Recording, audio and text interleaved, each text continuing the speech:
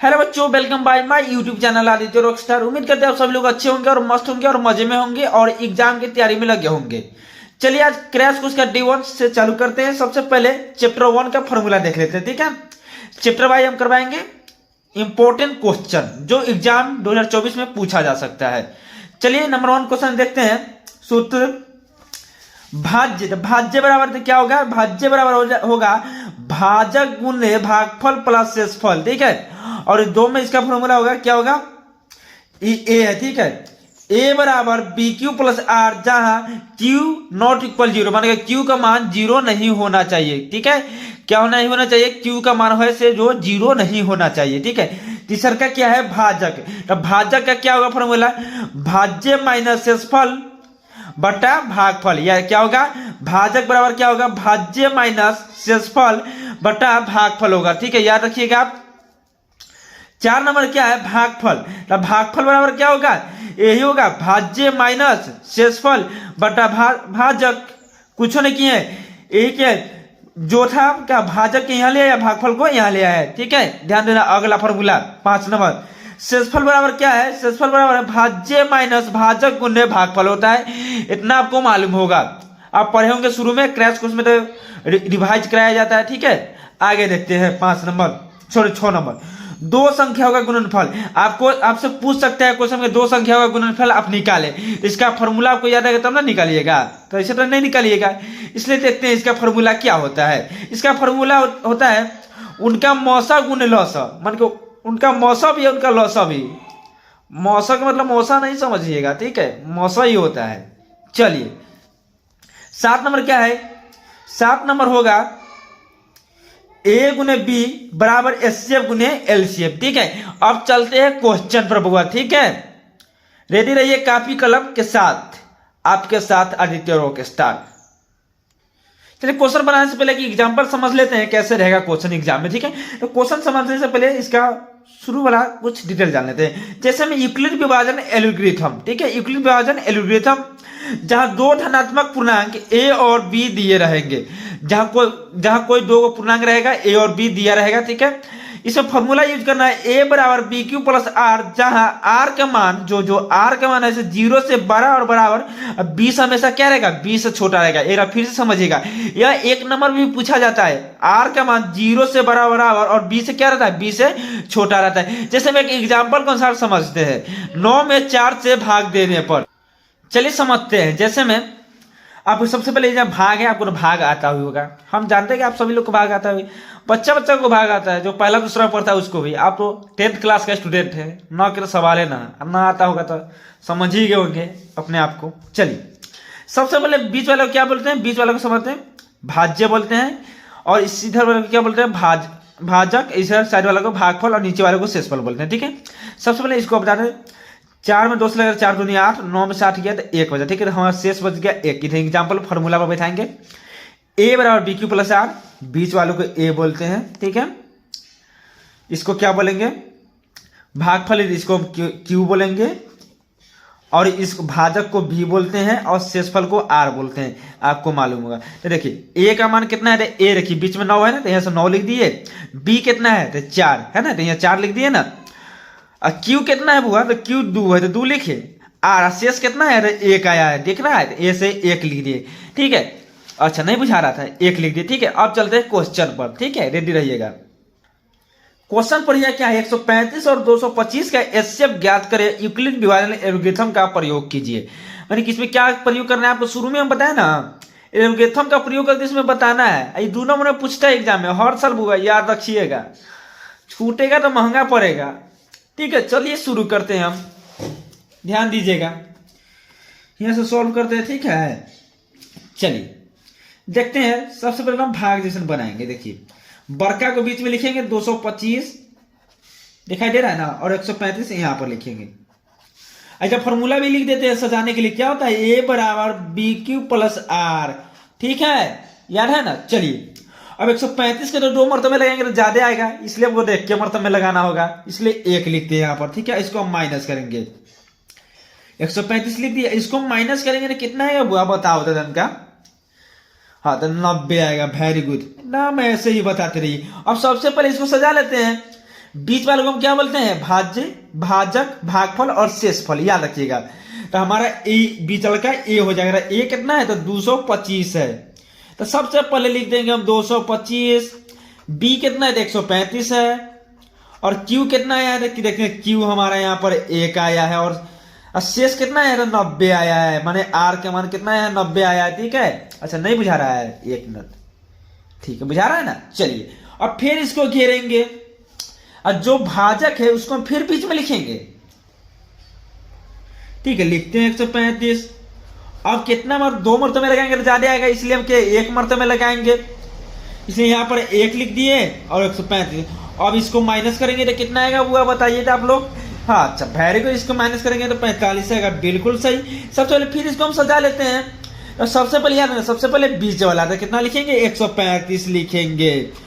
जब तक 0 नहीं आएगा जब तक इसमें भाग देते ही रहेंगे। उसका 90 को लिख देंगे हम। उसको कितना लिखेंगे? यहाँ पर 1 लिखेंगे।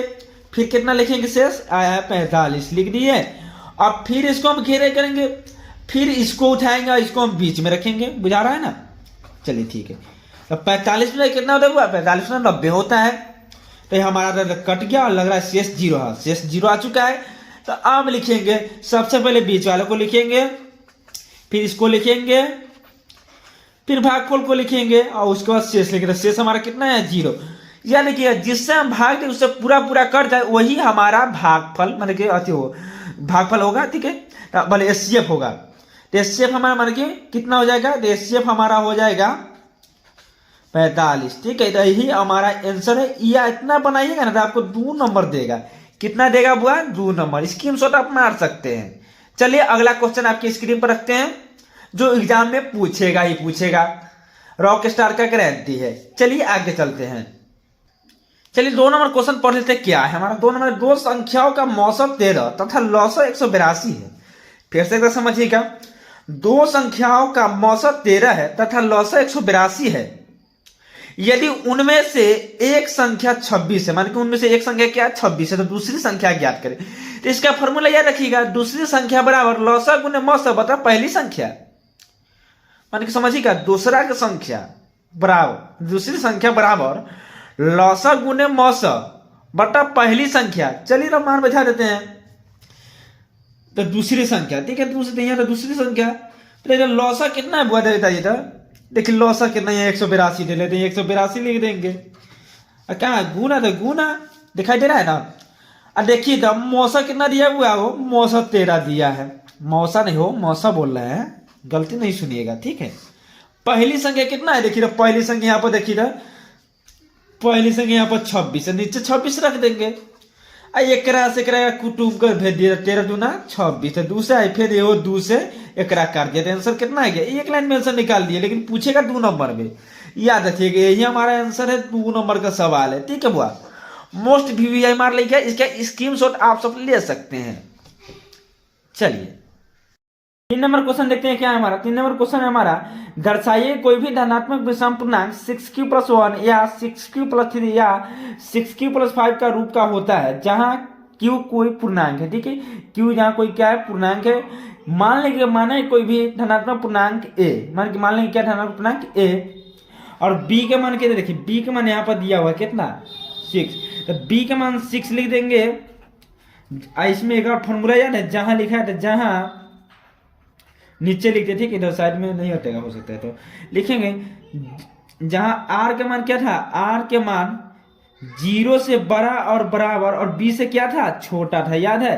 तो b की जगह कितना रखेंगे? b की जगह पर 6 रख देंगे। ठीक है, तो 6 से छोटा बोला है b का मान, तो कितना रख सकते हैं वो बताओ तो? r का मान तो 0 हो सकता है, 1 हो सकता है, 2, 3, 4, 5। क्या 6 से छोटा क्या है ना? तो 6 से आगे ना जा सकते हैं, इसलिए 6 से छोटा रख दिए। चलिए अब बनाते हैं फॉर्मूला। सबसे पहले लिख लेते हैं, कुछ ना करना है। तो लिख देखिए, दिखाई दे रहा है ना? तो a बराबर bq+r। ठीक है, लिख लिए। ए बराबर bq+r लिख लिए। तो ए का मान तो ना दे ले, लिख लिए ना? तो सबसे पहले बताओ r के मान सबसे पहले कितना रखेंगे? सबसे पहले यहाँ पर हम 0 रखेंगे। r के मान तो 0। देखिए तो a के मान तो ना है, b के मान कितना है? तो b के मान 6 है, तो 6 रख देंगे। q का मान भी नहीं, q कितना रखेंगे? r के मान कितना रखेंगे? 0 हो गया। तो एक में से 0 जोड़ेंगे तो कितना बचेगा, 6 क्यों ना होगा, तो ये हो गया, वो निकल गया। फिर आर का मान क्या रखेंगे, 1 रखेंगे। ये तो क्वेश्चन पूछेगा, चाहे नहीं पूछ भी सकता, कोई ठीक नहीं, कहेंगे ऐसा क्वेश्चन अभी तक पूछा है नहीं। तो आर का मान क्या रखेंगे, 1 रखेंगे, तो फॉर्मूला वैसे रखेंगे 6Q, फिर यहाँ 1 रखेंगे, इधर वही चीज जैसे तैसे आएगा। आर का मान फिर 2 रखेंगे, तो A बराबर 6Q + 2, ठीक है। फिर आर के मान कितना रखेंगे, तो आर के मान 3 रखेंगे, तो A बराबर 6Q + 3, ठीक है। आर के मान क्या रखेंगे, तो आर के मान 4 रखेंगे, तो A बराबर 6Q + 4, ठीक है। आर के मान कितना रखेंगे, आर के मान 5 रख देंगे, तो A बराबर 6Q + 5, ठीक है। कुछ ना खाली मान रख रहे हैं हम, कुछ थोड़ी ना करना है। कितना हो गया, अंतिम लिख देंगे, अंतिम देखेंगे क्या लिखना है, ठीक है। तो हम बोल लेते हैं, आप लोग लिख लीजिएगा, अंतिम लिख लीजिएगा। अतः कोई भी धनात्मक विषम पूर्णांक, चलिए हम लिख ही देते हैं। अतः कोई भी धनात्मक विषम पूर्णांक, ठीक है, इतना लिख ले लीजिएगा। तो लिखिएगा नीचे, बुझा रहा है ना, 6Q कॉमा कितना है, देखिए यहाँ पे जितना लिख देंगे, लिखेंगे 6Q + 1 comma 6Q + 2 comma 6Q + 3 comma 6Q + 4 comma 6Q + 5, इतना लिख देंगे। इसका रूप का हो सकता है। अब चलते हैं नेक्स्ट क्वेश्चन पर, ठीक है। चलिए 4 नंबर क्वेश्चन देखते हैं। यह तो हर हाल में पूछता ही क्वेश्चन, सिद्ध कीजिए कि √5 एक अपरमेय संख्या है। देखिए तो आपको तो मालूम होगा कि अपरमेय संख्या को हम तो PQ के रूप में नहीं लिख सकते हैं, लेकिन परमेय संख्या को तो हम लिख सकते हैं ना PQ के रूप में। इसलिए इसमें मान लीजिए, चलिए इसको पहले हम सॉल्व करते हैं, ठीक है। चलिए इसको हम परमेय संख्या मानकर बनाते हैं। लिखेंगे लेट माना R बराबर कितना मान लेंगे, √5, बुझा रहा है ना, ठीक।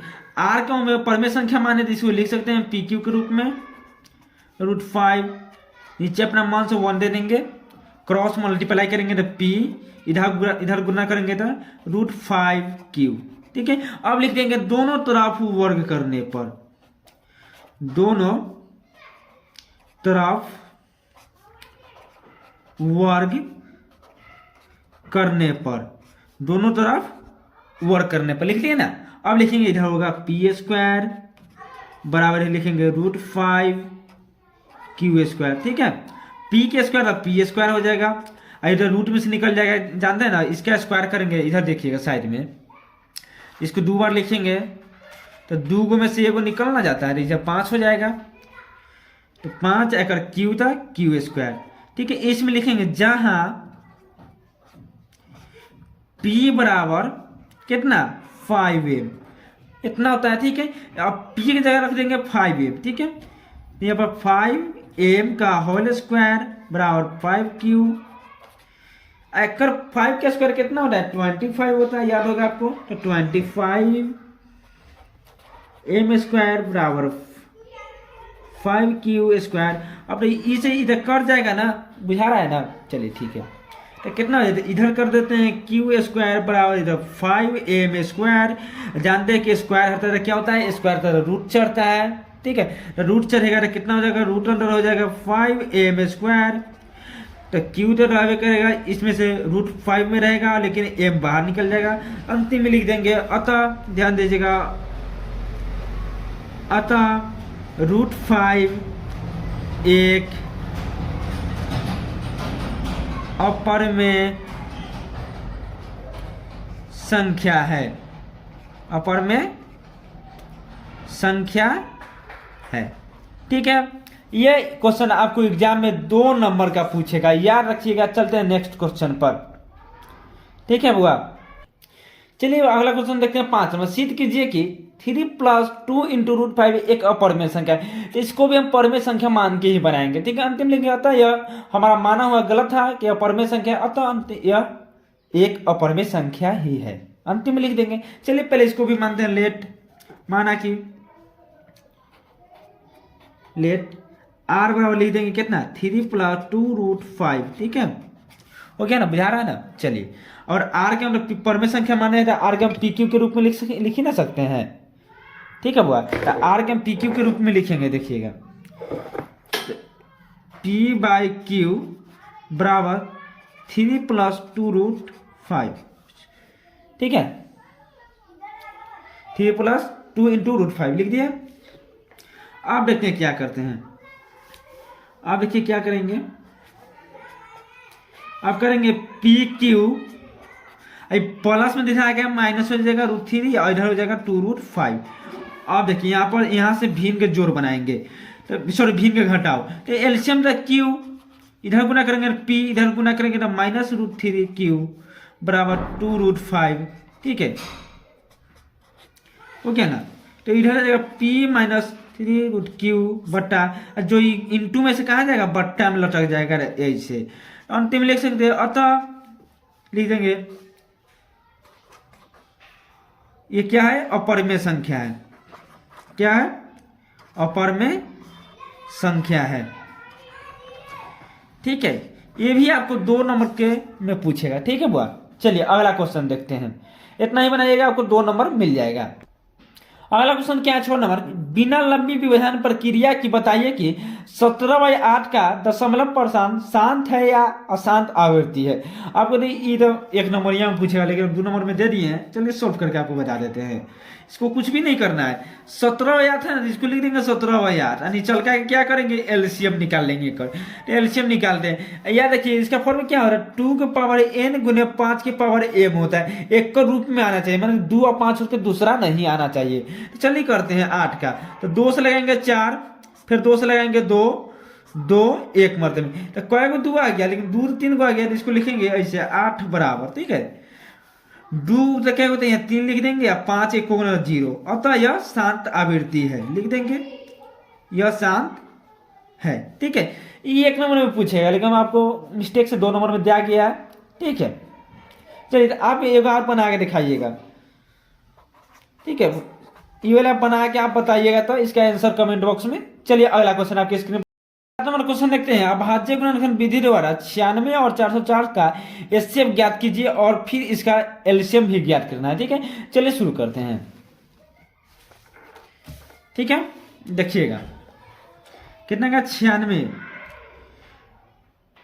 यहां से हल करते हैं। ठीक है, 96, तो सबसे पहले 96 का हम क्या करेंगे, एलसीएम निकालेंगे। ध्यान देना बहुत। ठीक है, 2 से लगाएंगे कितना आएगा, इसका 48 आएगा, फिर इसका 2 से लगाएंगे तो कितना आएगा 24 आएगा, फिर इसका भी 2 से लगाएंगे तो कितना आएगा 12 आएगा, फिर इसको 2 से लगाएंगे तो आएगा 6, फिर इसको 2 से लगाएंगे तो आएगा 3, और दे आएंगे 3 से तो 3 कम 3, और कितना कहा 404 का, 404 का 2 से लगाएंगे तो 202, फिर 2 से लगाएंगे तो 101।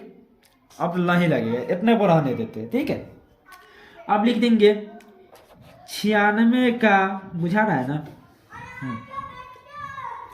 96 का अभाज्य गुणनखंड, अभाज्य गुणनखंड लिखे हैं 2 गुने 2 गुने 2 गुने 2 गुने 2 गुने 3। ठीक है, चलिए अब लिखते हैं 404 का, कॉमा दे देते हैं। चलिए 2 गुने 2 गुने 101, ये दोनों जोड़ा है, ये हो जोड़ा है, तो हमारा एचसीएफ हो जाएगा, एचसीएफ कितना हो जाएगा 2 गुने 2, तो बराबर एचसीएफ हो जाएगा 4, और एलसीएम लिखते हैं। अब एलसीएम कितना हो जाएगा हमारा, तो एलसीएम हमारा हो जाएगा, जो पहले लिखते हैं जो नहीं मिला ऐसे, तो 2 गुने 2 गुने 2 गुने 3 गुने 101 गुने 4, जो एचसीएफ था उसी के लिए इसको गुना करेंगे तो कितना आएगा 96 हमारा आंसर आएगा। ठीक है, यह क्वेश्चन आपको 2 नंबर में पूछेगा, ऑलरेडी आप लोग इसका ध्यान रखिएगा। चलिए नीचे हमको लग रहा नहीं बुझाया था, देख लीजिए, और चाहे तो स्क्रीनशॉट भी ले सकते हैं। अगला क्वेश्चन आपकी स्क्रीन पर रहेगा। चलिए क्रैश कोर्स का डे 1 है। ठीक है, 8 नंबर देखते हैं। एचसीएफ बराबर कितना दिया है 306,657 बराबर 9, मान कितना के पूरा का मान कितना दिया, कितना के पूरा का मान 9 दिया है। तो एलसीएम बराबर फिर भी इतना है, तो इसको फॉर्मूला याद रखिएगा और शुरू में बताएं ए गुने बी बराबर एचसीएफ गुने एलसीएम बताए ना। चलिए ए का मान कितना है 306 गुने बी का मान कितना है 657, एचसीएफ कितना दिया है, एचसीएफ 9 दिया है, गुने एलसीएम 306 गुने 657 गुना में रखा जाएगा बट्टा में बराबर एलसीएम कटेगा 9 27 9 36। तो अभी गुना करते हैं 34 में 657 से गुना करेंगे तो ये हो जाएगा एलसीएम बराबर, गुना करके देख लीजिए हम गुना क्यों है 22,338। ठीक है, यह है ये हमारा राइट आंसर है। ठीक है, इतना क्वेश्चन आप बताए ना आपको, इतना में से जरूर है, इसलिए 2 से 3 आपको मिलेगा ही मिलेगा एग्जाम। ठीक है, अब फिर मिलेंगे ऑब्जेक्टिव के साथ। Bye bye. आपको वीडियो अच्छा लगे लाइक और शेयर जरूर करें।